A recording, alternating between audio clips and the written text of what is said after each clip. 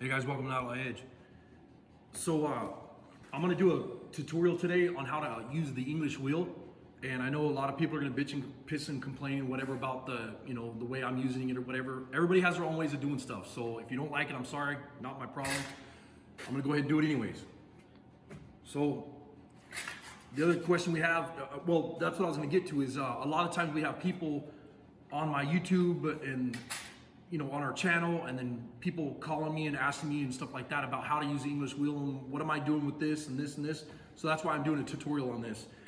And the most asked question is they're always asking about like the dies and the upper and lower dies and whatever, and then they're asking about the sheet metal that we use. And I'm gonna go ahead and show you how to check the sheet metal and explain to you what style we use or whatever. This here is a sheet metal tool that'll tell you what size the sheet metal is, and then this is a wire gauge, but it's used to check sheet metal also. And 20 gauge sheet metal is what we use, and it is, where's it at? Right there.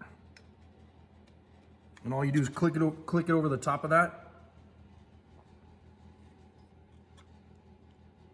and then it'll tell you, when it squeezes in there and it fits in the 20, you'll know it's a 20 gauge sheet metal. So that's what we use, is 20 gauge. And then the other thing is when you go to run something through the English wheel, you want to make sure that the upper and lower die is clean. Spray them off real good, or wipe them down with brake clean. And then the stuff that you're going to run through the English wheel, you want to run acetone or brake clean or something. And make sure you wear safety glasses so you don't get it all over in your eyes or whatever. But I want to thank Amsoil Racingpetetersons. Really appreciate it, you guys. They're one of our sponsors for our International Radical Build-Off Drive-Off car. And they sent us a whole bunch of stuff, and that was really cool. So I'm gonna go ahead and spray this rag down with a little bit of brake clean and wipe this off. That way I can run it through the English wheel, and then I'll kind of explain the upper and lower dies and everything, what I'm going at, what I'm using and whatever. And this is just a piece of scrap metal that I had here that's 20 gauge. And you want to wear gloves because it'll cut the heck out of you. When you're pushing really hard through here, a lot of times what happens is you'll catch your palm of your hand in the corners when you're making a shape on the English wheel. One of the other things was we use WD-40, and that's just a lubricant that we put on the wheels. That way it runs back and forth through the English wheel easier, and it's a lot smoother. And you can spray these down, and it doesn't take much. And then what I'm gonna do is I'm gonna raise a panel. I'm gonna take a flat piece of metal and I'm gonna raise it, and I'll show you what I'm talking about by raising a panel. And this bottom die here, let me make sure it's the right one first. So this one, if you can look straight on with the camera, you can see that it's not flat. So that's not a flat die. And the flat die is used for smoothing out a shape, and I'll show you that in just a minute. And then what I'm gonna do is I'm gonna raise this panel just a little bit so you can see it, and you can see right now that it's almost completely flat. Well, it is completely flat, I'm sorry. Mm-hmm. Oops, I just ran into the car.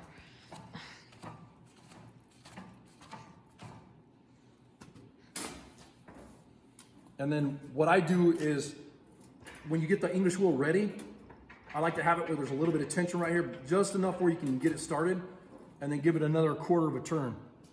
And then that's about where you need it. And one of the things I see a lot is when you have a die right here, you have your bottom die, it's rounded this way, and then the top one is flat. So if you want to raise this panel this way, you have to make sure that the bottom die is on the bottom and it's raised this way, because that's the one that has a shape. The top one is completely flat. So if you go like this and you want it shaped this way, well, you're gonna mess your panel up. So you gotta be real careful of that too. And what you do is you wanna get your panel in there, and see that's a little bit tight right there. So loosen it up, bring it in, and then tighten it back up. And this is Acme threads on this, so it goes up and down really fast. And Acme threads, there's threads per inch. There's a lot more threads than like a normal nut or bolt setup. So. And then I'm gonna tighten it a little bit more. And then you have your hand on your right side, hand on your left side, you can run it like this, and you want to run straight back and forth. And as you're coming back and forth, you want to kick it over about 1 inch or 2, so you can start raising that panel.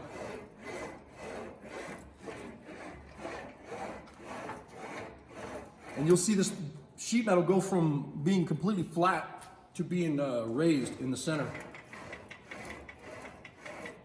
And it goes pretty fast, so you don't want a bunch of shape in the panel. You got to be careful. You got to pay attention to that.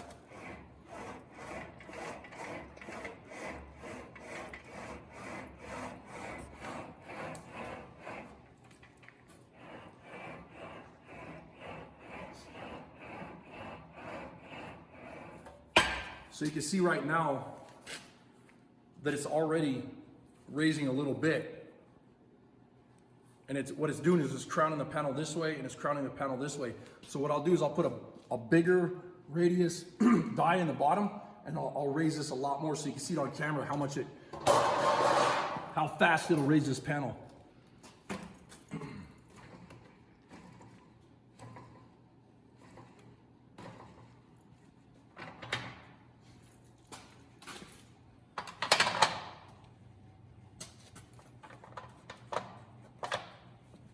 So you can see this one's a lot more drastic, a lot more raised than the bottom die that I just had in there.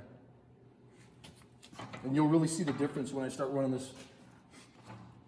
this wheel on this sheet metal.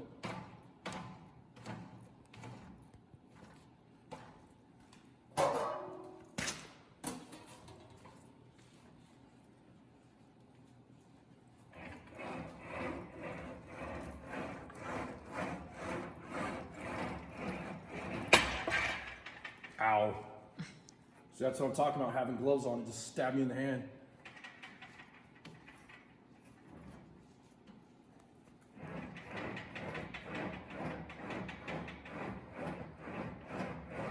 And then what I'm gonna do is I'm gonna go this way with it.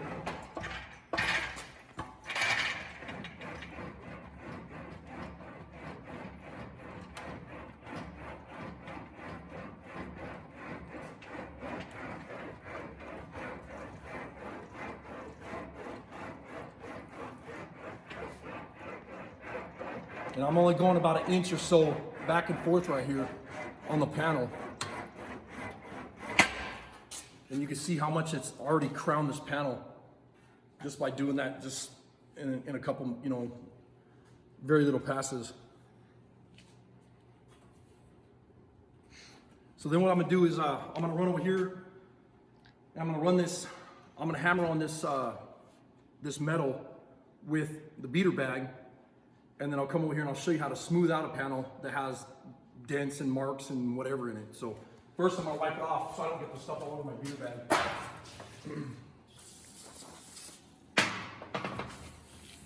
You're wiping off the WD-40 from the...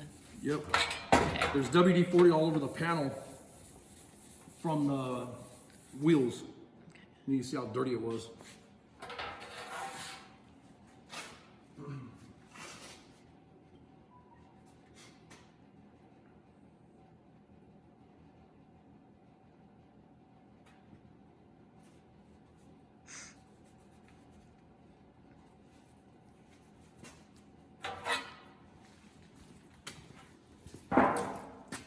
My poly hammer in it. Right. Oh, I haven't seen that. And what I'm gonna do is, I have earplugs in, so if I'm yelling, I'm sorry. I'm gonna go ahead and just kind of put a shape in this and mess up the panel so I can show you how to smooth the panel out on the English wheel.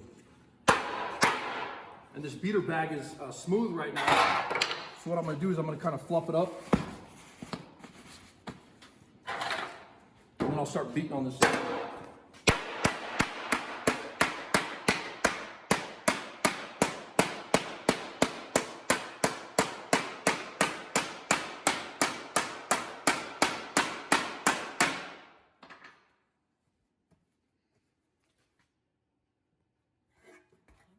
And you can see all the marks in this right now. And what I'll do is I'll put another wheel in there in the English wheel. You got a glare or something? Oh, the speaker? Yep, that's what I was trying to do. Probably doesn't work so great, but...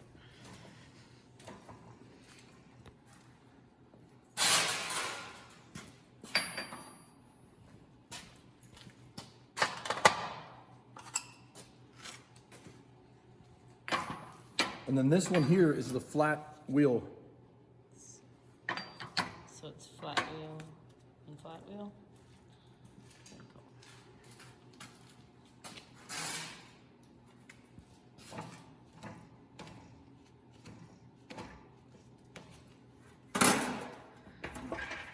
And then what I'm gonna do is I'll use this flat wheel to get the marks out of the metal. And it goes really fast. I mean, it'll take them right out.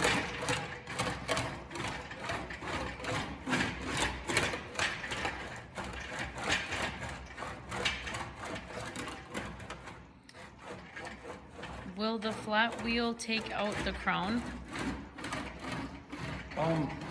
Not really.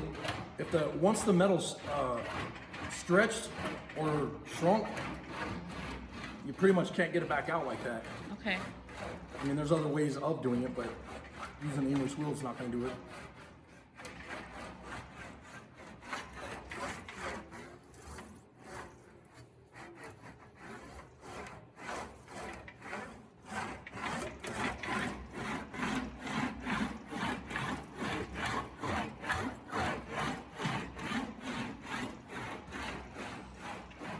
And you can see as you're going along, it'll start smoothing out, and it goes from really rough to really smooth really fast. Now I'm just kind of gliding back and forth, making sure I didn't miss any marks. And your arms will get tired, and so will your hands from holding onto it real tight. And you can see that the marks are gone now. This is just the sanding marks in here. I guess I could hit it with a DA. It's beautiful. You can't. You can kind of see that it's nice and smooth now. It's smooth again. You know, to the touch, it's like crazy smooth. You want to show us on the other side? And you can see where the hammer marks are. Yeah, you can see where they were, but they're smooth. Very it smooths cool. them completely out. So it's like glass. It feels nice. Was there anything else I wanted to talk about with that?